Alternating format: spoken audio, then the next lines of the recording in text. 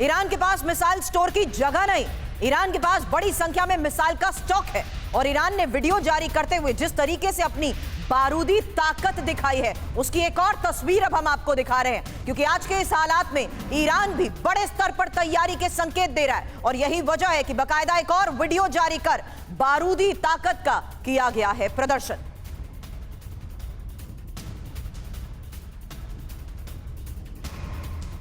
तो देखिए, कुल मिलाकर ईरान दावा यह कर रहा है कि मिसाइलें इतनी हैं हमारे पास कि रखने की जगह नहीं है। सीधे सीधे इजराइल के लिए बड़ी धमकी।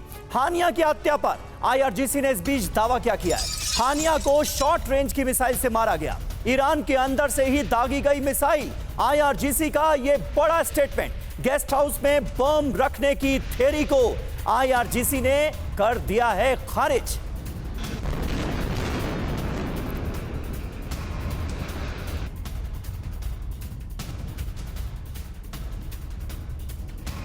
सुमित, इंफॉर्मेशन वॉल पर एक डिटेल रखना चाहूंगी, उसके बाद इसी मामले की इन्वेस्टिगेशन के तहत क्या दावा किया जा रहा है होगा छोटा सवाल आपसे। लेकिन शॉर्ट रेंज से प्रहार, हानिया का सहार, इसीलिए क्योंकि आप देखिए किस तरीके से आईआरजीसी की तरफ से किया गया दावा कि हानिया को शॉर्ट रेंज मिसाइल से मारा गया है। इसमें इंपॉर्टेंट ये भी है कि देखिए कैसे 7 किलो वॉरहेड से धमाके की बात कही जा रही है। समीर जी हां, ईरान के अंदर से ही मिसाइल से हमला हुआ। इसे लेकर बहुत तरह की बातें की जा रही थी कि कैसे अटैक हुआ, ड्रोन अटैक हुआ या फिर लंबी दूरी की मिसाइल से। लेकिन आईआरजीसी ने उन दावों को खारिज किया है। हानिया की हत्या के पीछे इजराइल और अमेरिका का हाथ है, यह आईआरजीसी ने माना है।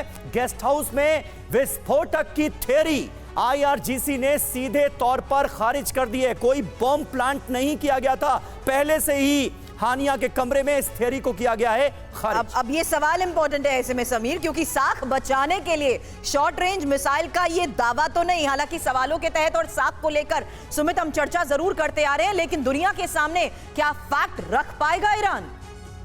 देखिए, एक बात तो तय है कि इस पूरे मिशन को लेकर या इस पूरे असैसिनेशन को लेकर, आप कह सकते हैं किलिंग को लेकर, कभी भी कोई क्लियर पिक्चर नहीं आएगी। कैसे हुआ, कैसे किया गया, क्योंकि कोई भी एजेंसी, कोई भी आप कह सकते हैं कि आर्मी ये नहीं चाहेगी कि उसकी इंटेलिजेंस या उसके क्लासिफाइड चीज़ें सामने आए। हो सकता है 10 साल बाद, 15 साल बाद ये चीज़ें सामने आए, लेकिन अभी इंपॉर्टेंट ये है कि भले ही ईरान की तरफ से, आईआरजीसी की तरफ से कहा जा रहा हो कि देखिए कोई वहां पर प्रोटोकॉल ब्रीच नहीं हुआ, वहां पर अंदर कोई चीजें नहीं रखी गई थी, बॉम्ब अंदर नहीं था, गेस्ट हाउस, लेकिन ये जरूर है कि इंटेलिजेंस फेलियर सिर्फ और सिर्फ ईरान का है, आईआरजीसी का है। क्योंकि इसने हाई प्रोफाइल टारगेट को अगर अचीव करना होता है तो निश्चित तौर पर उनको ग्राउंड सर्विलेंस, ग्राउंड इंटेलिजेंस लेनी होती है। और वो सारा वही तो बात है सुमित, अगर शॉर्ट रेंज की मिसाइल से मोसाद के इशारे पर ही ईरान में बैठे ही किसी शख्स ने हानिया को मार दिया, उसकी हत्या कर दी, तो यह भी तो फजीहत का सबब ही है ना ईरान के पूरे सिक्योरिटी सिस्टम के लिए। देखिए, बिल्कुल फजीहत का सवाल तो है ही। और ये भी देखिए समीर की